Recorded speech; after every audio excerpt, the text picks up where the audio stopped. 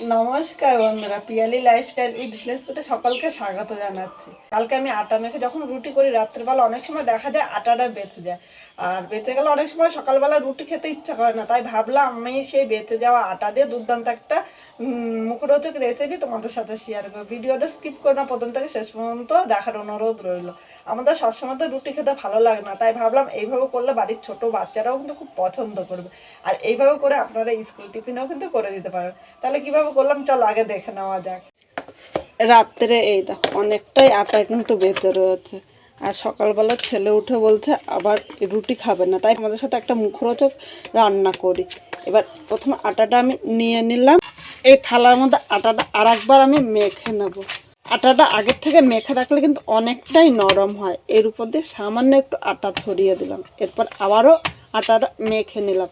আমি এই জায়গায় আটাটা খুব নরম হয়ে গিয়েছে মাখাটা, তাই একটু আটা নিয়েছে। আর তোমাদের যদি মনে না হয় তাহলে কিন্তু এমনিও নিতে পারো, আর যদি মনে হয় খুব নরম হয়েছে তাহলে এইভাবে অল্প আটা দিয়ে কিন্তু মেখে নিতে পারো।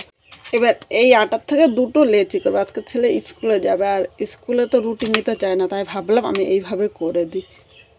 এখন এই তালটা সরিয়ে একটা চপার নিলাম, আর এইভাবে রুটি বেলতে গেলে আমাদের অনেক সময় দেখা যায় এই চপারটা কিন্তু নড়তে থাকে, তাই নিচে একটা গামছা পেতে নিলাম, তাহলে কিন্তু একটু নড়বে না। এবার এর উপর দিয়ে সামান্য একটু আটা ছড়িয়ে দিলাম, খুব বেশি আটা দেবো না। একটা লেচি নিয়ে আমরা সাধারণত যেইভাবে রুটি করি সেইভাবেই কিন্তু রুটিটা বেলে নেব। খুব বেশি আটা নেব না, যতটা পারবো কম আটায় করব। আটা দিয়ে করছি এটা, আর আগের আটা মাখা ছিল কালকে। তোমরা ইচ্ছে করলে কিন্তু সকালবেলা মেখো এইভাবে করে নিতে পারো। বন্ধুরা এখানে বড় করে একটা রুটি বেলে নিয়েছি। এবার রুটিটা আমি চার কোনা কেটে সমান করে নেব, মানে চৌকো সাইজ করে নেব। এবার এই সাইডের রুটিগুলো আমি সরিয়ে নিলাম। রুটিটা মাঝখান দিয়ে কেটে আমি 4 পিস করে নেব।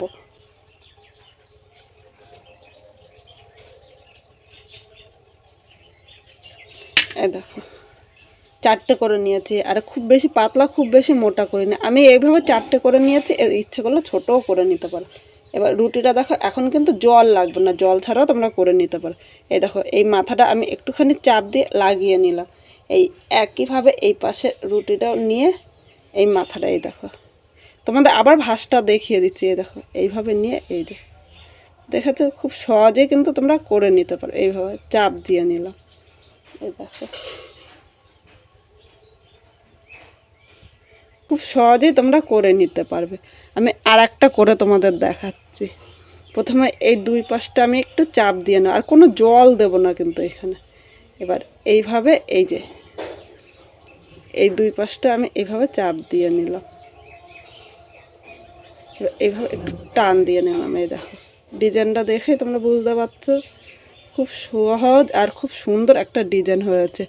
এইভাবে করে দিলে বাড়ির বাচ্চারাও কিন্তু খুব পছন্দ করবে।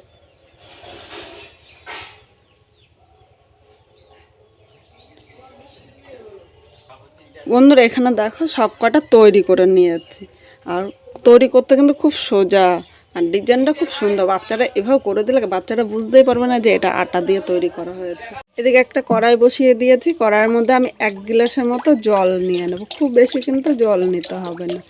এবার জলটা কিন্তু গরম করে নিতে হবে। এবার এই জলের মধ্যে 1/2 চামচ লবণ দিয়ে দিলাম।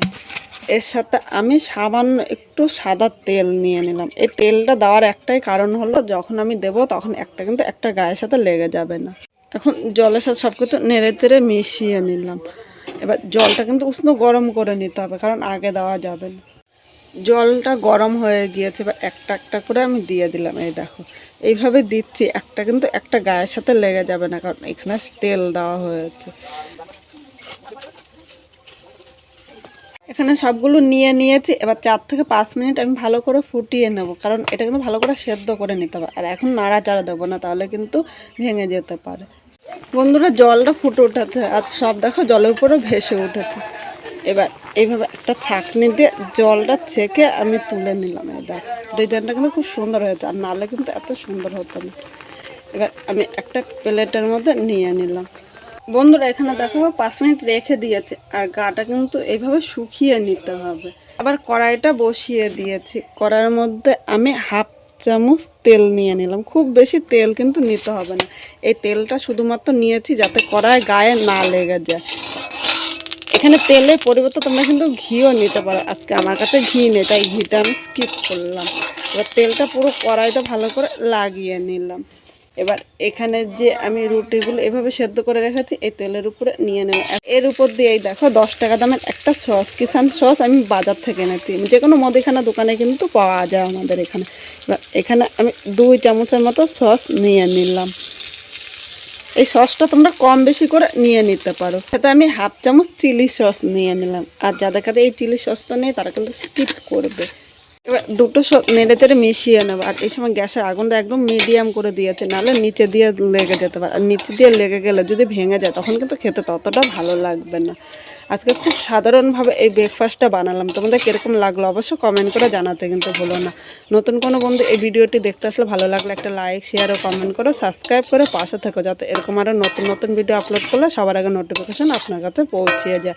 এখানে দেখো মেশানো হয়ে গিয়েছে, আর এভাবে করলে বাড়ির বাচ্চারাও কিন্তু খুব পছন্দ করবে। এবার আমি নামিয়ে নেব। এবার নামিয়ে নিলাম। আমি যেভাবে করলাম অবশ্যই এইভাবে বাড়িতে কিন্তু একবার ট্রাই করবে, খেতে কিন্তু দুর্দান্ত হয়। প্রতিদিন রুটি না খেয়ে এইভাবে সকালে বা বিকালবেলায় করে নিতে পারে, এর সাথে কিন্তু আর কোনো তরকারিও লাগবে না, এইভাবেই শুধু শুধু খেয়ে নিতে পারবে। আজকে আমি যেভাবে করলাম অবশ্যই বাড়িতে এইভাবে একবার ট্রাই করো, খেতে কিন্তু দুর্দান্ত হবে, আর বাচ্চারা খুব পছন্দ করবে। এইভাবে করে স্কুল বা কলেজের টিফিনও কিন্তু তোমরা দিয়ে দিতে পারো।